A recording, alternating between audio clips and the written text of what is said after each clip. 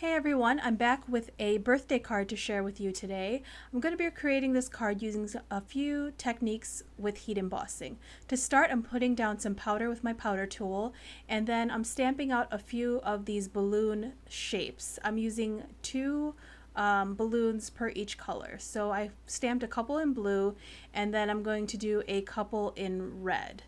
Then I'm going to go over those four balloons once again with some Versamark ink, which is that clear watermark type of ink. And I made sure to go over all four of those images. And then I'm using some Zing clear embossing powder to cover all four of those balloons. Essentially, I want these four balloons to get covered with this powder because I want them to create somewhat of a mask. Once I melt this embossing powder, any ink that I put on top of it will resist, and the ink will only adhere to the paper that has no embossing powder on it. You'll see what I mean in just a second here. I'm tapping off all the excess powder, and then I'm going to put what fell off right back into the container to use again on another project later. So I'm going to seal that up, put it away, and then emboss these until I see that they run clear.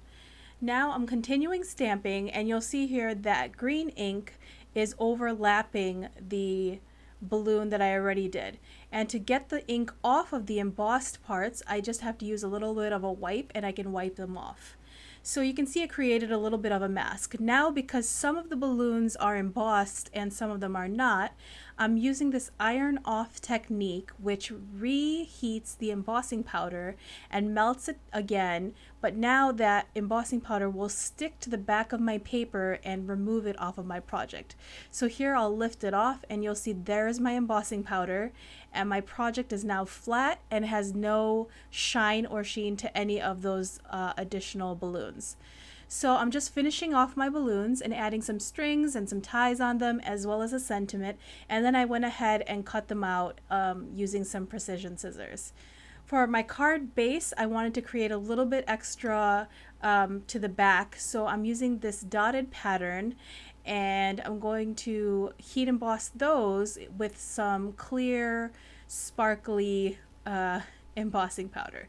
So here's my finished card. Very simple to do. It takes a little bit of time. I wouldn't say that this is a great card for mass producing, but it is very appealing when seen in person.